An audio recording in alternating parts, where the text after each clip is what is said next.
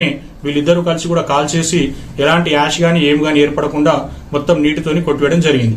ఆ తర్వాత మృతుడు 4 లక్షల మృతురాలిని తీసుకుని ప్రధాన నిందితుడైనటువంటి కళ్యాణ్ 4 లక్షల రూపాయలను తీసుకుని ఆ చిన్న బాబును కూడా కారులోనే ఎక్కించుకొని మంచిర్యాల నుండి బయలుదేరి మంచిర్యాల నుంచి లక్షెట్టిపేట నుంచి రాయపట్నం నుండి ధర్మపురి నుండి జగిత్యాల నుండి పోడూరు నుంచి గంగాధర వచ్చిన తర్వాత మన వరద కాలువ దాటిన తర్వాత రోడ్డు పక్కన ఎవరూ లేని నిర్మానుష ప్రదేశం చూసేసి బాడీని వెంటనే అక్కడ పడేసి ఆ బ్లాంకెట్ అక్కడనే పెట్టేసి మరికొంత దూరం ముందుకెళ్లి క్రైమ్ కు ఉపయోగించినటువంటి వెపన్స్ కూడా రోడ్డు పక్కన ఏదైతే రోప్ నైఫ్ ఉందో అక్కడ పడేసి అక్కడి నుంచి హైదరాబాద్ వెళ్ళిపోవడం జరిగింది. హైదరాబాద్ వెళ్ళిపోయిన తర్వాత మా దగ్గర కేసు రిజిస్టర్ అయిన తర్వాత టోటల్ అందరిని అరెస్ట్ చేసినాం. 5 మందిని కూడా ఈరోజు అరెస్ట్ చేసినాం. ఎక్కడ దొరికినంటున్నారు? ప్రధాన నిందితుడేమో మన గంగాధర్లో దొరికాడు. మిగిలిన నిందితుల్ని మంచిర్యాలలోని వాళ్ళ సొంత ఇంట్లోనేమో తండ్రి కురుమల్ల రాజలింగును నర్మదను వాళ్ళ ఇంట్లో పట్టుకోవడం జరిగింది. వెంకటేష్ మరియు రఘును ఎండపల్లి మండలంలోని కొత్తపేట విలేజ్ లో వాళ్ళ గ్రామంలో పట్టుకోవడం జరిగింది. రఘు మరియు వెంకటేష్. ఇప్పుడు ఈ మహిళ ఎవరు? చనిపోయిన మహిళ నర్మద, కురుమల్ల నర్మద. ఈ నర్మద ఎవరైతే చనిపోయిన మహిళతోని ఇల్లీగల్ కాంటాక్ట్ పెట్టుకున్నాడో భాస్కర్ యొక్క సొంత అక్క. కాబట్టి నా తమ్ముడు నాకు కాకుండా దూరం అయిపోతుండు, మా నాన్న వారసత్వం జాబుదారు వచ్చే ఆర్థిక ప్రయోజనాలు అన్ని కూడా ఈమె యొక్క మృతురాలతో ఇల్లీగల్ ఎఫ్ఐఆర్ పెట్టుకుని ఆమెకే చెందడం వలన ఆమె మీద కక్ష పెంచుకున్న నర్మద ఈ యొక్క హత్యకు మొట్టమొదటి పథకం రచించిందే నర్మద. తన యొక్క ప్రేమికుడైనటువంటి గత 5వ సంవత్సరం ప్రేమించుకున్నటువంటి రఘుకు ఈ విషయం చెప్పగానే రఘుకు మిత్రుడైనటువంటి ప్రధాన నేరస్తుడు వేల్పున కళ్యాణ్కి చెప్పడము, వారు 8 లక్షల రూపాయలు తను డిమాండ్ చేయడము, 5 లక్షల రూపాయలు ఒప్పుకున్న తర్వాత అతను ఇంతకుముందు చెప్పిన విధంగా పథకం ప్రకారం తను చంపేసిన తర్వాత 4 లక్షల రూపాయలు తీసుకుని వెళ్లడము, తర్వాత మనం బాబును రెస్క్యూ చేయడం చెన్నైలో, తర్వాత నిన్న మనం అరెస్ట్ చేసి ఈ రోజు మీడియా మిత్రుల ముందు ప్రొడ్యూస్ చేయడం. భర్తకు ఎలాంటి సంబంధం కూడా లేదు. భర్త 6 నెలల నుంచి దూరం ఉంటున్నాడు. ఈ క్రైమ్ లో గానీ దీంట్లో గానీ వాళ్ళ భర్త యొక్క భర్తీ ఎలాంటి పాత్ర కూడా లేదు. సీజ్ చేసినాము.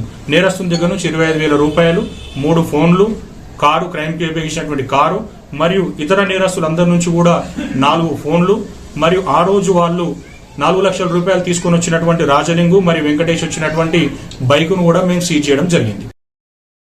కరీంనగర్ జిల్లాలో మమత హత్య కేసుకు సంబంధించి పోలీసులు సంచలన విషయాలను వెల్లడించారు. పథకం ప్రకారమే ఈ హత్య చేసినట్లుగా కూడా ఇటు పోలీసులు వెల్లడించడం జరిగింది. నిన్ననే ఇటు నిందితులు ఎవరైతే మమతను హత్య చేశారో వారందరినీ కూడా పోలీసులు అరెస్ట్ చేసినట్లు తెలుస్తోంది. ఈ రోజు వారిని మీడియా ఎదుట ప్రవేశపెట్టారు. కరీంనగర్ జిల్లాలో మమత హత్య కేసు ఒక సంచలనం రేపుతుందనే చెప్పాలి. మమతను ప్లాన్ ప్రకారమే ఇటు మమతకి సంబంధించిన యువకుడు ఎవరైతే ఉన్నారో భాస్కర్ అక్క నర్మద ఈ ప్లాన్ పథకం ప్రకారమే మమతను హత్య చేయించింది. ఇటు నర్మద రఘుతో కలిపి ఈ ప్లాన్ చేసింది. రఘు దీనికి సంబంధించి కళ్యాణ్తో 4 లక్షల సుపారీకి డబ్బులను వారికి ఎరవేసి ఈ హత్యను చేయించాడు.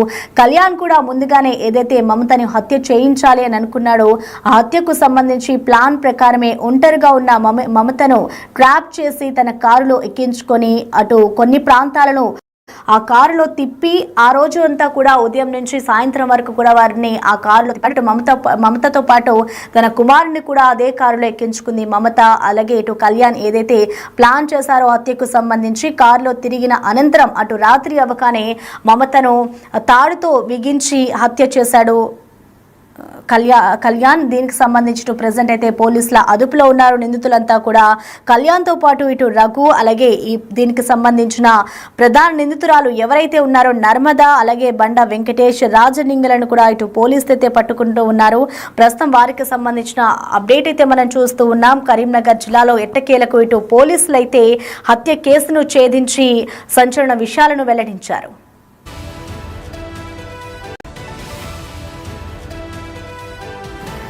బిగ్ టీవీ డిజిటల్ ఎక్స్క్లూజివ్ గా మనం చూస్తున్నాం. కరీంనగర్ జిల్లాలో దారుణం చోటు చేసుకుంది. మమత అనే మహిళను ఇటు హత్య చేశారు. ఈ హత్యకు సంబంధించి ఇటు పోలీసుల విచారణలో ఆలస్యంగా వెలుగులోకి వచ్చింది ఈ ఘటన. కరీంనగర్ జిల్లాలో హత్య కేసును ఎట్టకేలకు ఇటు పోలీసులు అయితే ఛేదించారు. వివాహేతర సంబంధమే ఈ మమత హత్యకు కారణంగా తెలుస్తోంది. అయితే మమత భర్తతో విభేదాల కారణంగా విడిగా ఉంటూ వస్తుంది. ఈ నేపథ్యంలోనే ఇటు రామకృష్ణాపురం కిష్టాపూర్ కి చెందిన భాస్కర్ అనే యువకుడితో మమతకు పరిచయం ఏర్పడింది. పరిచయం కాస్త వాళ్ళకి ఎఫ్ఐఆర్ గా మారింది. ఎఫ్ఐఆర్ గా మారిన అనంతరం కూడా ఇటు భాస్కర్ ఏదైతే వర్క్ చేస్తున్నారో తన శాలరీకి సంబంధించిన డబ్బును ఇంట్లో ఇవ్వకుండా ఇటు మమితకే పూర్తిగా ఖర్చు పెట్టడంతో ఇటు భాస్కర్ కి సంబంధించిన తన అక్క ఎవరైతే ఉన్నారో నర్మదాకి ఇదంతా కూడా కోపం రావడంతో ఎలాగైనా ఇటు మమతపై హత్య చేయాలి, మమతను చంపేయాలి అంటూ కూడా ఇటు అక్క నర్మద ప్లాన్ చేస్తుంది. ప్లాన్ ప్రకారమే నర్మదా బాయ్ ఫ్రెండ్ ఎవరైతే ఉన్నారో రఘుతో కలిసి స్కెచ్ చేసింది. నర్మదా స్కెచ్ చేసిన తర్వాత ఇటు రఘు కూడా దానికి సంబంధించి లక్షెట్టిపేటకు చెందిన కళ్యాణ్తో కలిసి ఒక సుపారీ గ్యాంగ్ ని పిలిపించి దాదాపు 5 లక్షల డబ్బును కళ్యాణ్కి ఇప్పించి ఇటు నర్మదా లవర్ రఘు వాళ్ళకి డబ్బు ఇప్పించి మరి మమతను హత్య చేపించిన ఘటన ఇప్పుడు కరీంనగర్ జిల్లాలో కలకలంతుందనే చెప్పుకోవాలి. ఒంటరిగా ఉన్న మమతను ట్రాప్ లోకి దింపాడు కళ్యాణ్. ప్లాన్ ప్రకారమే వాళ్ళు ఏదైతే ప్లాన్ చేశారో మమతని హత్య చేసేందుకు ఆ ప్లాన్ ప్రకారమే కార్లో ఎక్కించుకొని రాత్రి వరకు తిప్పాడు కళ్యాణ్. ఆ విజువల్స్ కూడా మనం చూసుకోవచ్చు. సీసీటీవీ ఫుటేజ్ లో కూడా మనకి క్లియర్ గా కనిపిస్తోంది. మమత తన కొడుకుతోనే ఉంటుంది, తన భర్తతో విభేదాల కారణంగా దూరంగా ఉంటూ ఉంది. ఈ నేపథ్యంలోనే మమతకి ఇటు భాస్కర్ అనే యువకుడు పరిచయం అయ్యాడు. ఆ తర్వాత ఈ ఘాతుకానికి పాల్పడిన ఘటన మనం చూస్తున్నాం. విజువల్స్ లో కూడా మమతని ఇటు కళ్యాణ్ కార్ ఎక్కించుకున్న దృశ్యాలు మనకి క్లియర్ గా కనిపిస్తూ ఉన్నాయి. అయితే ప్లాన్ ప్రకారమే ఇటు రాత్రి వరకు కూడా ఇటు కళ్యాణ్ ఆమెను ట్రాప్ లోకి దింపి ఒంటరిగా ఉంటుంది అని తెలుసుకొని ట్రాప్ లోకి దింపి రాత్రి వరకు కూడా తిప్పుతూ ఇటు కత్తితో పొడిచి నైలాన్ తాడుతో గొంతు బిగించి మరి హత్య చేశాడు మమత డెడ్ బాడీని ఇటు కాలువ దగ్గర పడేసి కళ్యాణ్ పరారైనట్లుగా కూడా తెలుస్తోంది. ఇటు ప్రస్తుతం అయితే ఇటు కళ్యాణ్ అయితే పోలీసులు అదుపులోకి తీసుకున్నారు. ఇటు కళ్యాణ్ తో పాటు ఎవరైతే ఈ దారుణానికి ఒడిగట్టారో మమతని చంపేయాలని ప్లాన్ చేశారో భాస్కర్ అక్క అలాగే నర్మదా అలాగే రఘుని కూడా పోలీసులు అదుపులో తీసుకున్నారు. అలాగే దీనికి సంబంధించి ఇంకా ఎవరెవరు ఈ ఘటనలో ఉన్నారు వారిని కూడా ప్రస్తుతం పోలీసులు పట్టుకునే పనిలో ఉన్నారు. ఇటు బండ వెంకటేష్ రాజలింగంని కూడా ఇటు పోలీసులు పట్టుకున్న పరిస్థితి నెలకొంది. కిష్టాపూర్ కి చెందిన భాస్కర్ తో మమతకు ఎఫ్ఐఆర్ ఏర్పడింది. ఈ నేపథ్యంలోనే తన జీతాన్ని ఇంట్లో ఇవ్వకుండా తమ్ముడు తన లవర్తో కలిపి ఇంట్లో జీతం ఇవ్వట్లేదు అన్న కోపంతో ఏదైతే భాస్కర్ ఉన్నాడో వాళ్ళ అక్క ఈ ప్లాన్ చేసింది. ఈ ప్లాన్ ని కూడా ఇటు నర్మదా వాళ్ళ బాయ్ ఫ్రెండ్ తో చేయించింది.